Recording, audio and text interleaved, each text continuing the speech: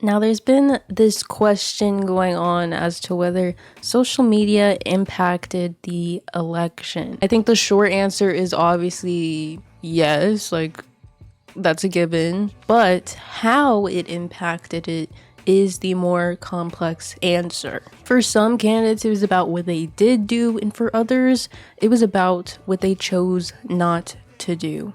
Now, post-election, we had, Dana White and Trump's acceptance speech, thanking the mighty Joe Rogan, thanking Aiden Ross. I want to thank some people real quick. I want to thank the Nelk Boys, Aiden Ross, Theo Vaughn, Bustin' with the Boys, and last but not least, the mighty and powerful Joe Rogan.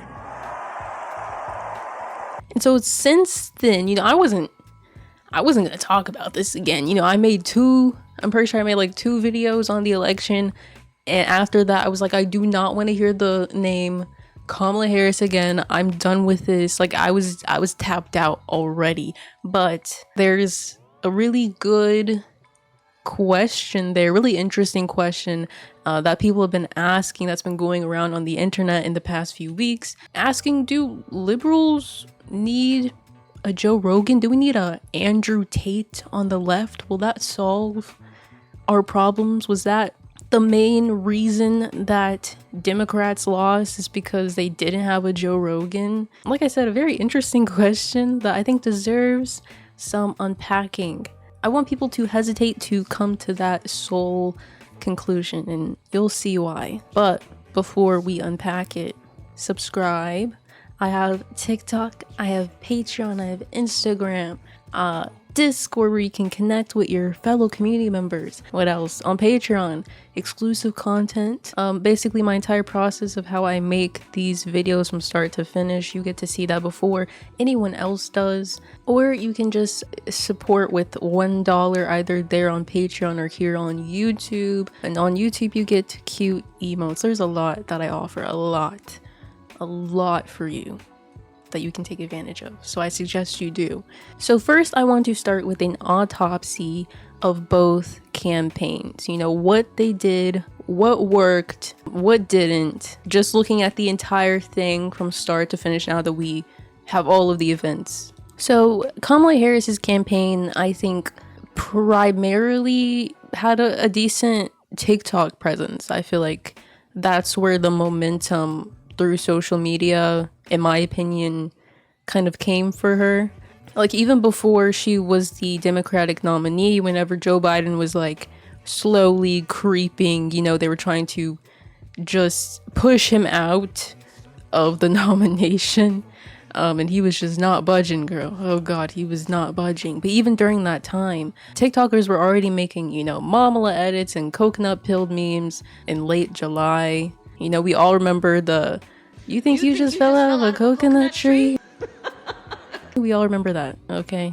Whether we got sick and tired of it is another discussion, but we remember it. It's burned into our brains. But whenever she became the Democratic nominee, her image was then slapped alongside, the pop girlies like Charlie XCX and Chaperone. There were brat edits.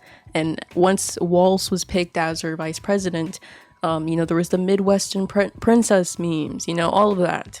And I feel like this era of the Harris campaign, the edits, the memes, I think that illustrated this momentum that she had in the beginning. People were self-motivated to celebrate Joe Biden not being the nominee. People were pumped for that. And I think that showed through people taking their time to, slap her dancing in a hallway alongside, brat songs. I think that showed something. While these memes weren't going to get people to necessarily vote, they more so represented, I would say, the initial energy of the campaign. What people wanted, what people thought this could mean. And if you ever took the time to look at her TikTok, I'm sure you can do it right now. The Harris campaign also ran their social media like she was Valkyrie or something. Like she was an everyday influencer. They would take clips from interviews, podcasts, exclusive experiences, and upload them in short memorable bite-sized videos to TikTok, which is a tactic that literal influencers use. The DNC also welcomed a selective group of influencers and TikTokers with open arms. They built an elevated platform that was like this big deal on the first floor for influencers to hold up their cameras and get a look at all the action. You know, to go off on a slight tangent, I think it's really interesting. I think the DNC was a moment where we got to see who does the party uplift and who do they leave at the wayside, like creator wise. Obviously the DNC loves creators like Harry Sasson. They love the Pajans. These people that I feel like the Pajans do have the capability to criticize the Democratic Party, but for the most part, both them and Harry Sasson are pretty loyal to the party, as they are either operatives and like have literally worked for like Obama, or they just are Harry Sasson.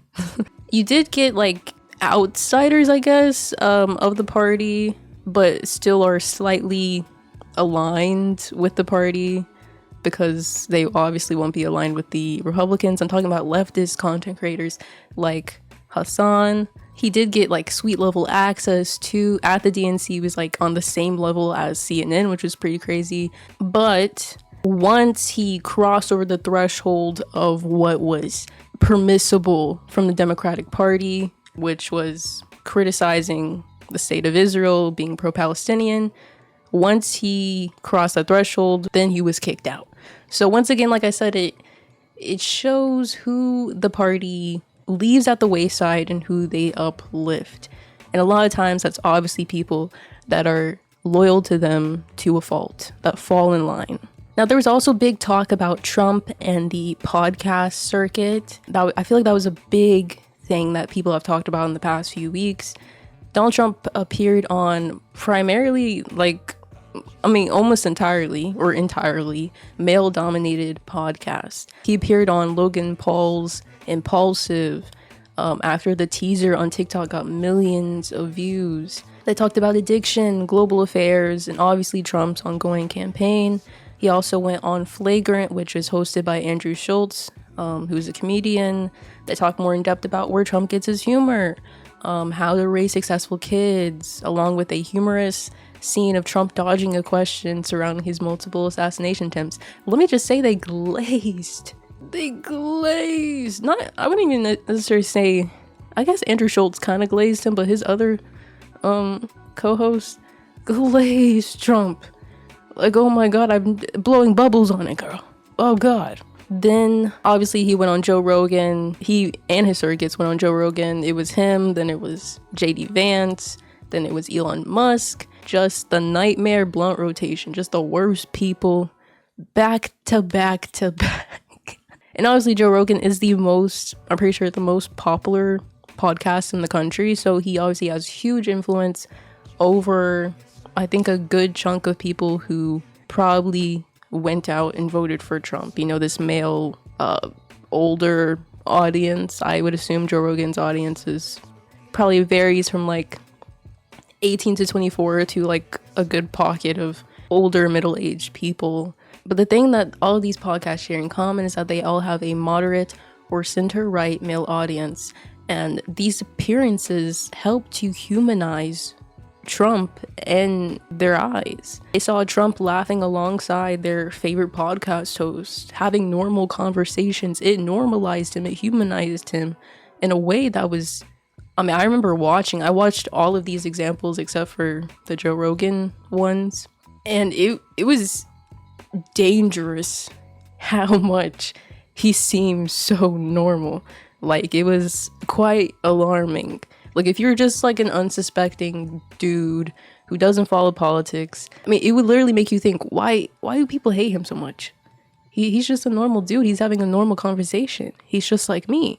And I think that's why a lot of men are gravitating towards not even just Trump, but the right in general. But Trump is obviously this populist figure in the right. And podcasts also work very similar to like streaming, for example, or, watching YouTube. You build this parasocial relationship. You build this trust with this person. You're watching them every week on the dot, looking to see what they say. And so you build this like relationship with them. So if they're endorsing, for Joe Rogan, for example, if they're endorsing Trump, then you might, take the time to be like, if he thinks he's okay, then maybe he is, Both campaigns also took a very unique and untested strategy that they didn't use before, which was Twitch streaming. Streaming is obviously, I don't know, do I need to explain streaming to you? Maybe I do. Maybe not everyone is chronically online like I am,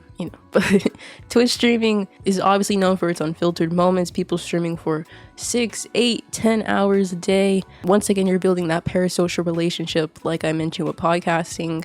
And up until 2018, politics on the platform reached its peak at uninformed discourse, mostly surrounding the infiltration of wokeness in video games. I would say the entire gaming scene, not even just Twitch, that's how far politics got. That was the threshold. And obviously, I made a video on Gamergate and how that influenced this space, the gaming space, with right-wing radicalization and this disdain for diversity that we still see in creators like Asmongold, who kind of are that, like the crumbs of Gamergate that are still left over, the dregs of that same sentiment. However, in recent years, Twitch streamers like Hasanabi, who I mentioned earlier, Grimlow, Caroline Kwan, Denim, Sean the Black, Central Committee, have created a pocket for educating the masses on left-wing politics. It created this counterbalance to this existing toxic sentiment. Like I said, with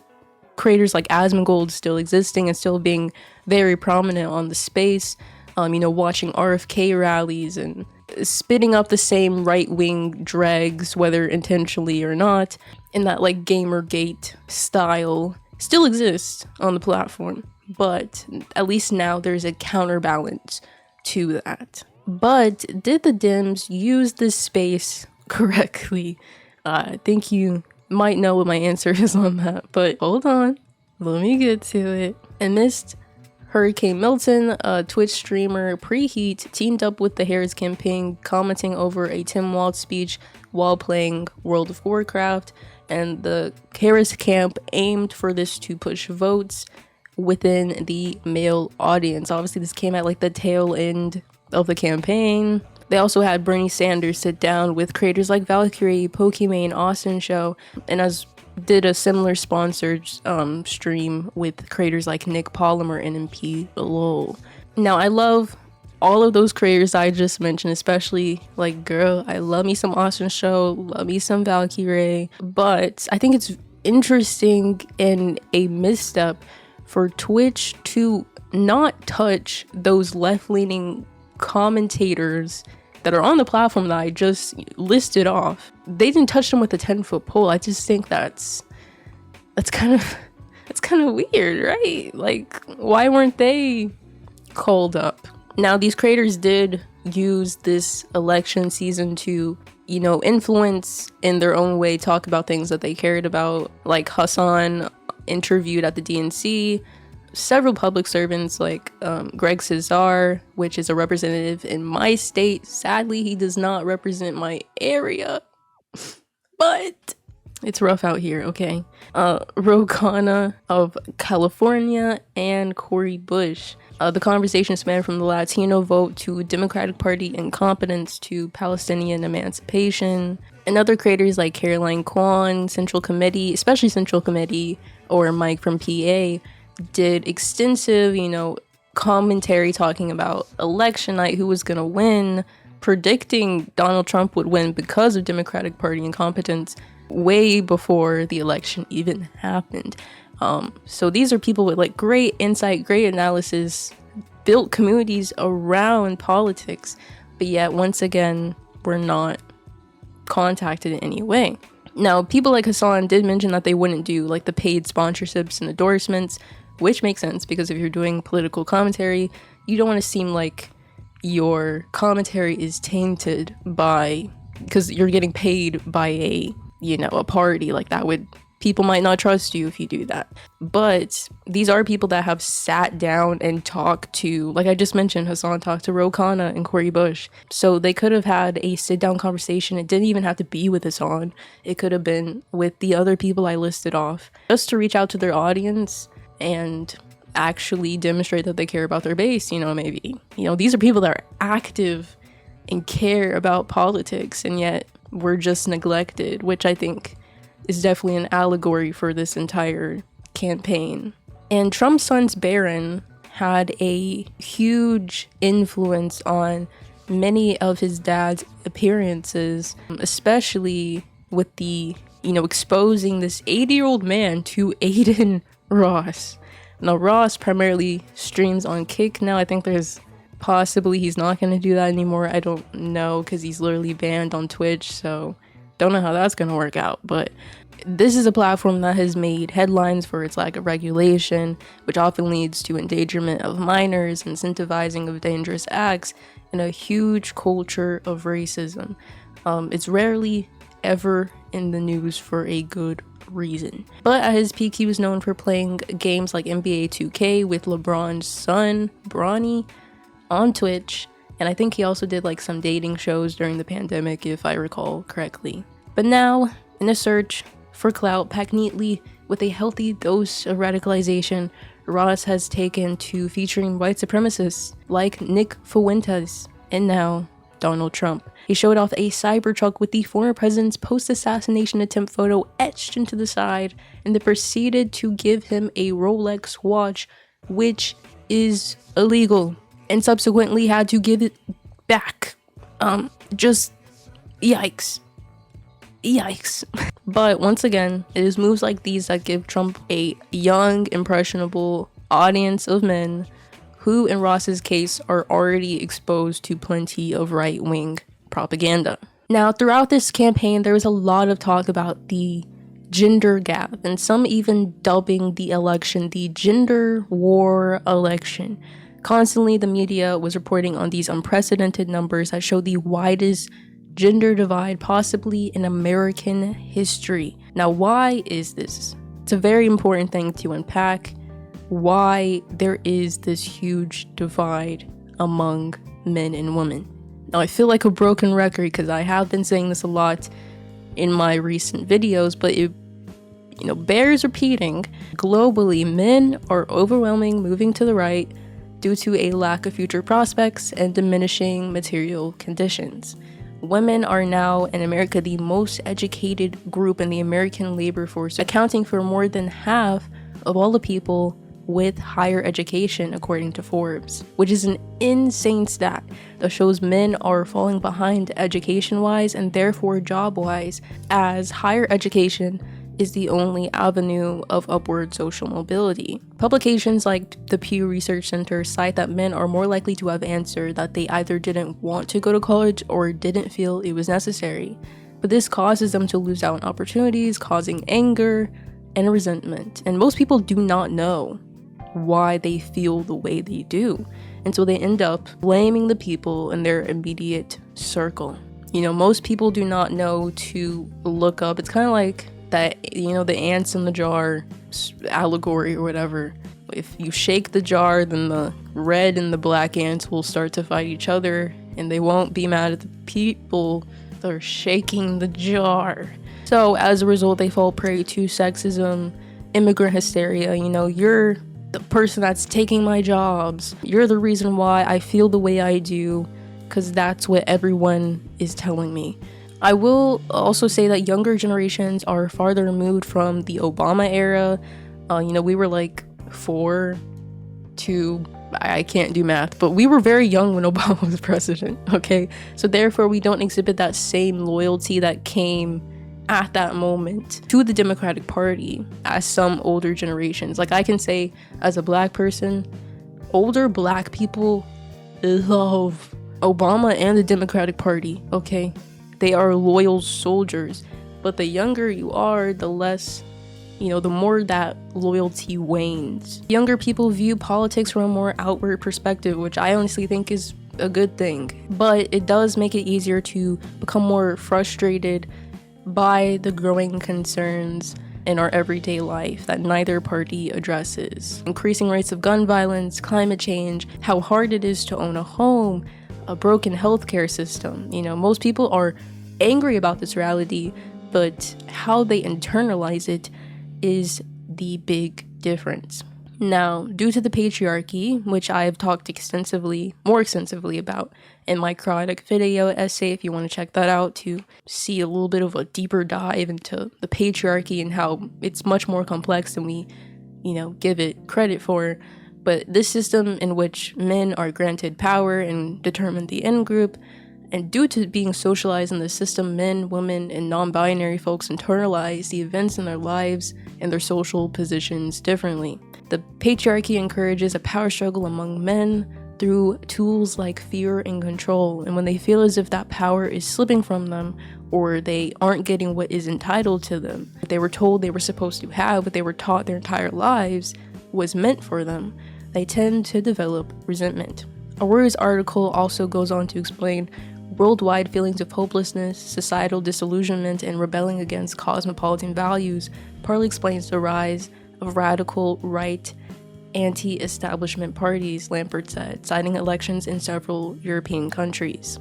Also, a big thing is that a lot of the content that men consume online surrounds far-right themes. Whether it's, health and lifestyle, fitness, cooking, gaming especially, a lot of these things are just a slew of right-wing propaganda, whether intentionally or not. A few years ago, we were introduced to the scourge that was Andrew Tate. And like I said, most people cannot verbalize the systematic source for this disillusionment. They're not educated enough in politics, they don't pay attention enough.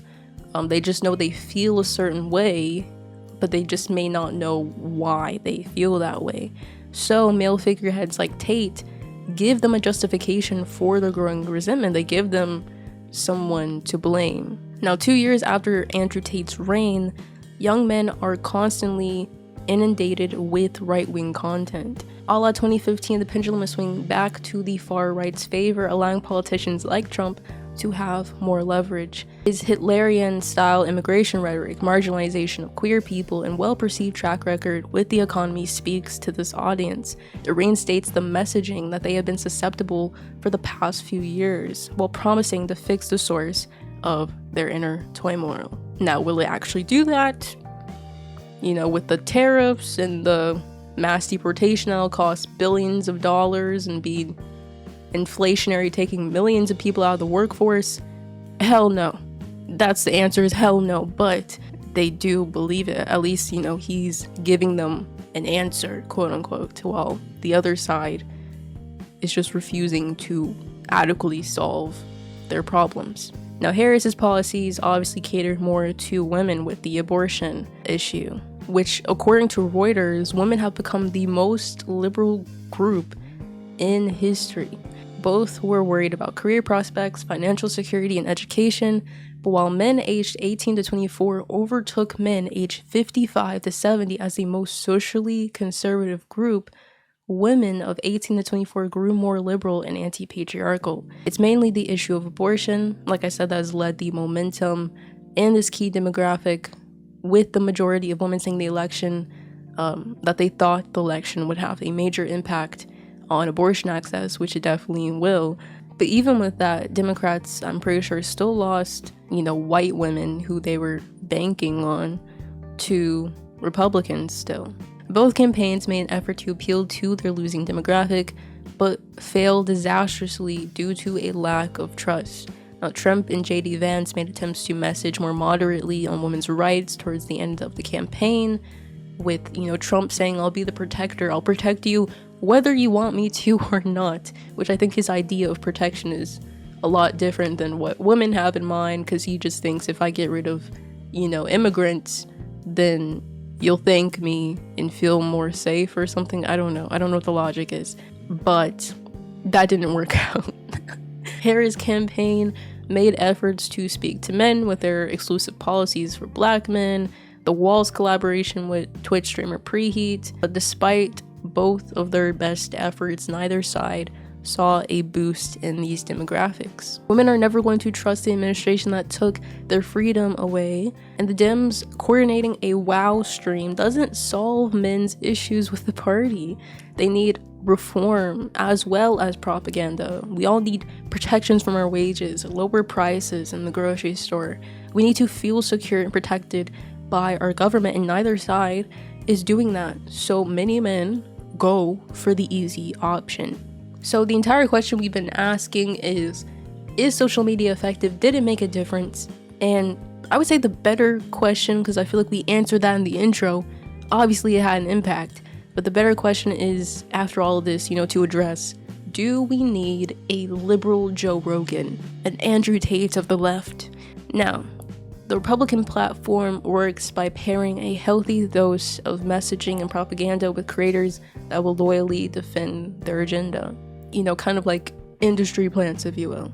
If you've noticed over the past years, you've had the Brett Coopers and the Charlie Kirks and that one girl from PragerU, the black girl.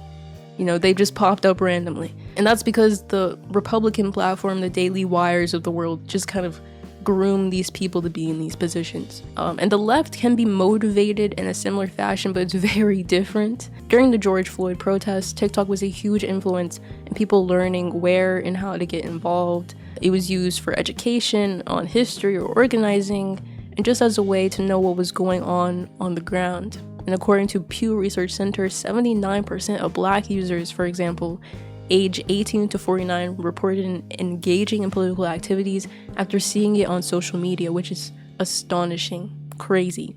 The difference is that the leftist momentum is always grassroots, whereas conservatives have money and therefore have the algo in the palm of their hands.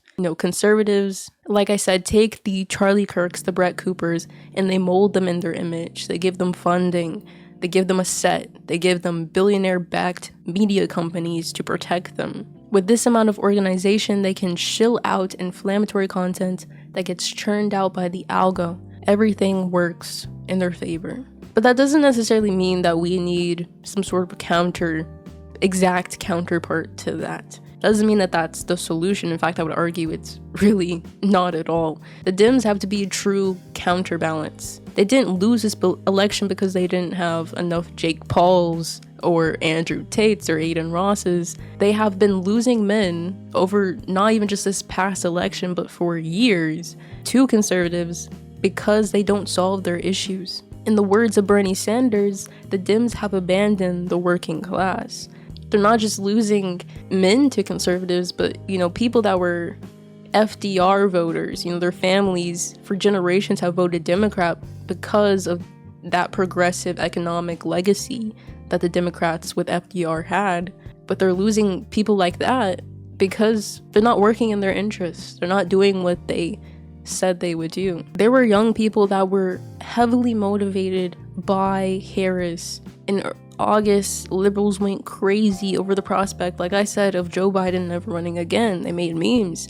They defended the vice president virulently, assigning whatever perceived image of a good candidate was to her.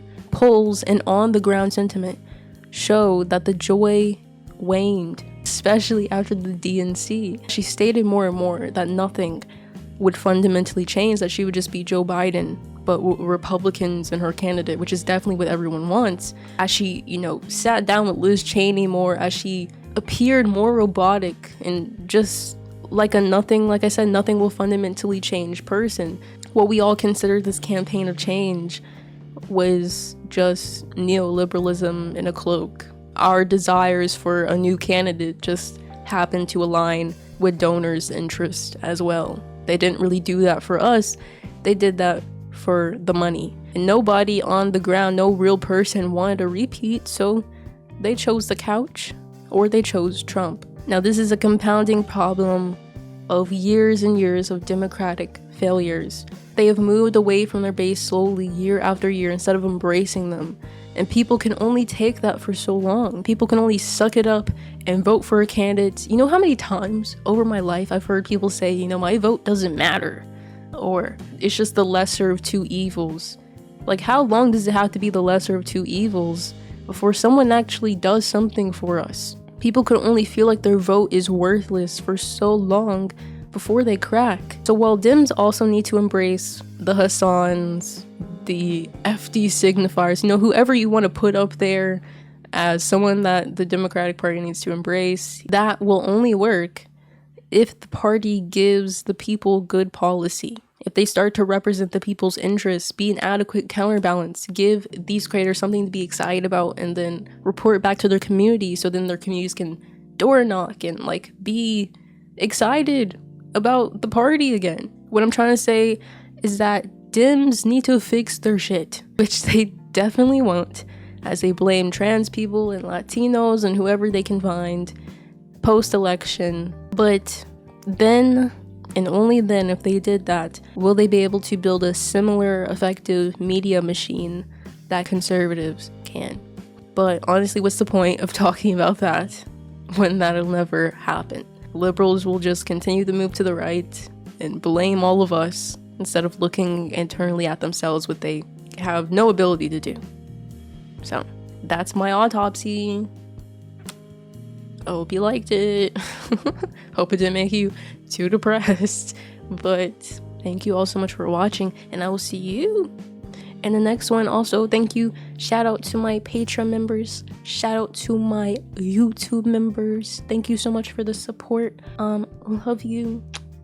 And I will see you in the next one. Okay, bye.